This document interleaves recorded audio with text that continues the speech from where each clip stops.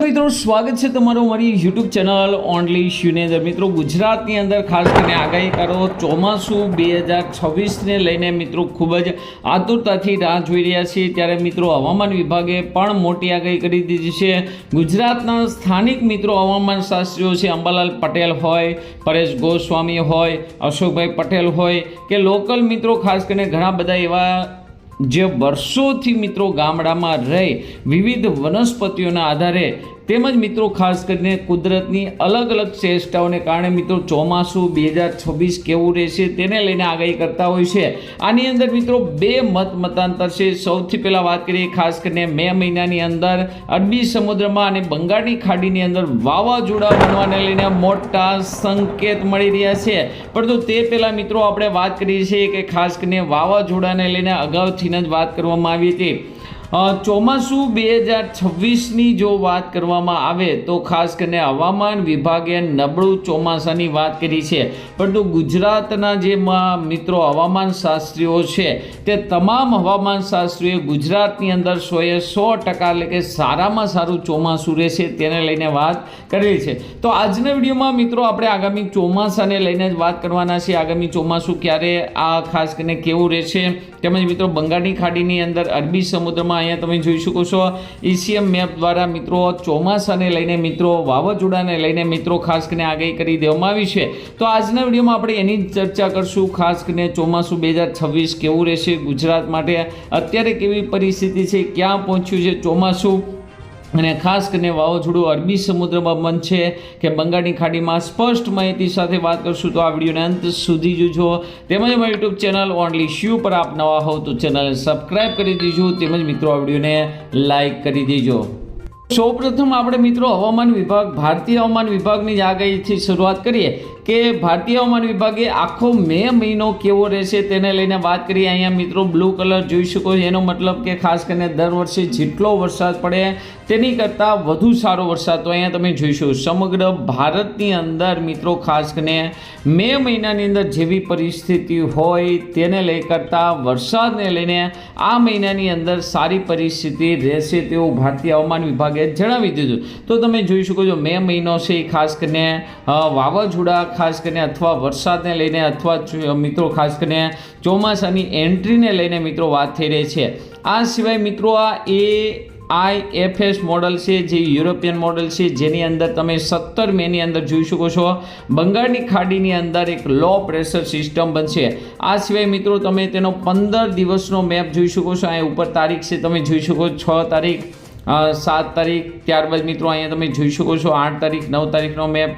તો બંગાળની ખાડીની અંદર મોટી હલચલ થઈ ગઈ છે, આંદોબાર અને નિકોબાર ટાપુ ઉપર મોટી હલચલ થઈ ગઈ છે અને લગભગ મિત્રો અહીંયા તમે જોઈ શકો છો 15-16 તારીખની આસપાસ મિત્રો લો પ્રેશર બનતું દેખાય છે।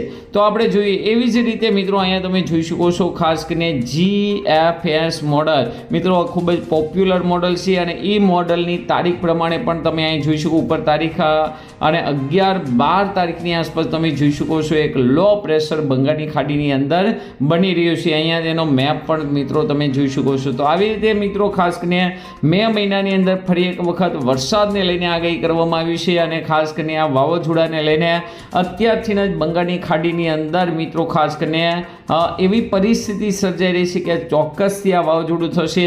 આ સિવાય મિત્રો તમે જોઈ શકો છો ખાસ કરીને બંગાળની ખાડીની અંદર મોટી હલચલ મિત્રો બતાવવામાં આવી રહી છે। તો પરફેક્ટ આપણે મિત્રો માહિતી મળે કે ECMWF શું કહે છે અને વિન્ડી એપ્લિકેશન શું કહી રહી છે।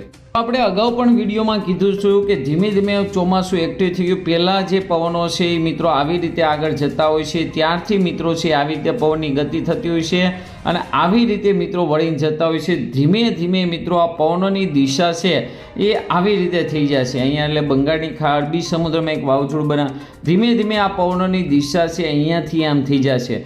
તો આવી રીતે ચોમાસું ખૂબ જ નજીક છે અને આપણે વાત કરી રહ્યા હતા વાવાઝોડાની। તો ECMWF મોડલ જે આપણે ખાસ કરીને વિન્ડી એપ્લિકેશનની વાપરતા હોઈએ છીએ, તો વિન્ડી એપ્લિકેશનની અંદર તમે જોઈ શકો છો ખાસ કરીને 9 અને 10 તારીખની આસપાસ જોવા જઈએ તો ખાસ કરીને ભારતની અંદર, શ્રીલંકાની અંદર, કેરળની અંદર વરસાદને લઈને ખૂબ જ મિત્રો શક્યતા જોવા મળી રહી છે। અહીં તમે જોઈ શકો છો વાતાવરણ છે ખૂબ જ ખાસ કરીને વરસાદી માહોલ છે કેરળની અંદર બની રહ્યો છે, એટલે કે આ વખતે ચોમાસું છે એ જરૂરથી મિત્રો વહેલું આવશે. અને સાથે સાથે મિત્રો આપણે વાવાઝોડાની વાત કરી રહ્યા હતા કે વાવાઝોડું છે બંગાળની ખાડીમાં અથવા અરબી સમુદ્રમાં બની ECMWF મોડલ પ્રમાણે અહીંયા તમે જોઈ શકો છો શ્રીલંકા પાસે કેરળની આસપાસ 15 તારીખની આસપાસ વાવાઝોડું છે બની રહ્યું છે અને 16 તારીખની આસપાસ તમે જોઈ શકો છો તે મિત્રો અરબી સમુદ્રની અંદર આગળ વધી રહ્યું છે. આ પહેલાં જે ખાસ કરીને તોકતે નામનું વાવાઝોડું આવ્યું હતું તે મિત્રો આટલું જ વહેલું આવ્યું હતું, ખૂબ જ વહેલું આવ્યું હતું. 15 તારીખની આસપાસ મિત્રો વાવાઝોડું આવ્યું હતું અને આવી રીતે સીધું જ ગુજરાત તરફ મિત્રો આવ્યું. તો આવી પરિસ્થિતિ ECMWF બતાવી રહ્યું છે. જ્યારે GSF મોડલ છે બંગાળની ખાડીની અંદર વાવાઝોડું બનવાને લઈને સંકેત મળી જાય, છતાં પણ મિત્રો વાવાઝોડાને લઈને પળે અપડેટ અમે તમે આપતા રહેશું. પરંતુ ખાસ કરીને ચોમાસાને લઈને જોવા જઈએ તો જુદા જુદા જે આગાહીકારો છે આપણા એણે હોળીનો પવન જોયો હોય, અખાત્રીજનો પવન જોયો હોય, ગળમાળાના ફૂલો જોયા હોય, ટીટોડીના ઈંડા, આ તમામને આધારે એવું નક્કી કર્યું છે કે ખાસ કરીને ગુજરાત માટે ચોમાસું એકદમ જોરદાર રહેવાનું છે. પરંતુ ખાસ કરીને ભારતીય હવામાન વિભાગ છે એ એવું જણાવે છે કે આ વર્ષે અલ નીનો છે જેને લઈને દરિયાનું તાપમાન વધારે ગરમ રહેશે અને જેને લઈને પવનોની દિશા છે એ મિત્રો ખાસ કરીને આફ્રિકા, ઇન્ડિયા તરફ આવવાને બદલે મિત્રો ખાસ કરીને દક્ષિણ અમેરિકા તરફ જશે, જેને લઈને જોઈએ તેવો ભેજ ભારત તરફ આવશે નહીં અને ચોમાસું નબળું રહેશે. પરંતુ અત્યાર સુધીના તમામ હવામાન શાસ્ત્રીઓ જે અંબાલાલ પટેલ હોય કે તમામે એવી આગાહી કરી છે કે ગુજરાત માટે આ વર્ષે ચોમાસું ખૂબ જ સારું રહેશે. વાવણીની વાત કરીએ તો ગુજરાતની અંદર મિત્રો ખાસ કરીને 14 તારીખે આમ તો વિધિવત રીતે ચોમાસું છે એ બેસતું હોય છે, તો એ તારીખોની અંદર ચોમાસું 14 જૂનની આસપાસ બેસશે. 15 જૂનની આસપાસ વાવણી સારામાં સારી થશે. 22 જૂનની આસપાસ પણ સારામાં સારી વાવણી થશે. 3 જુલાઈની આસપાસ પણ સારામાં, એટલે કે કુલ 3 તબક્કાની અંદર વાવણી થવાની છે અને ખૂબ જ સારામાં સારી વાવણી થશે. એ પહેલાં મિત્રો પણ ઘણા વિસ્તારમાં પ્રી મોન્સૂન એક્ટિવિટી કારણે મિત્રો ઘણા વિસ્તારમાં ખાસ કરીને જૂન મહિનાના બીજા અઠવાડિયાથી પણ વરસાદ શરૂ થઈ જાય, તો ત્યાં પણ મિત્રો ખાસ કરીને વાવણી લાયક વરસાદ છે એ 15 તારીખ પહેલાં પણ જોવા મળી શકે છે. સાથે મિત્રો આ વર્ષે ચોમાસું છે 15 છે ખાસ કરીને ઓક્ટોબર સુધી ચાલવાનું છે, એટલે કે નવરાત્રિ પછી શરદ પૂનમ સુધી આ મિત્રો વરસાદ જોવા મળી રહ્યો છે. અને શરદ પૂનમ સુધીનો વરસાદ એટલે એનો મતલબ એવો થયો કે ખાસ કરીને આ વર્ષે ખૂબ જ છે એ ચોમાસું છે લાંબુ ચાલવાનું છે. આ છતાં પણ મિત્રો ખાસ કરીને વાવાઝોડાની પળે અપડેટ રહેશે તેમજ વરસાદની પણ પળે અપડેટ તમને મિત્રો આ ચેનલ પર મળતી રહેશે. તો આજના વિડીયોમાં મિત્રો આપણે એટલું જ. વધુ વિડીયો જોવા માટે મારી યુટ્યુબ ચેનલ ઓનલીને સબસ્ક્રાઈબ કરી દેજો. કોઈ પણ પ્રશ્ન હોય તો જરૂરથી કોમેન્ટ કરજો. અસ્તુ. જય હિન્દ, જય ભારત.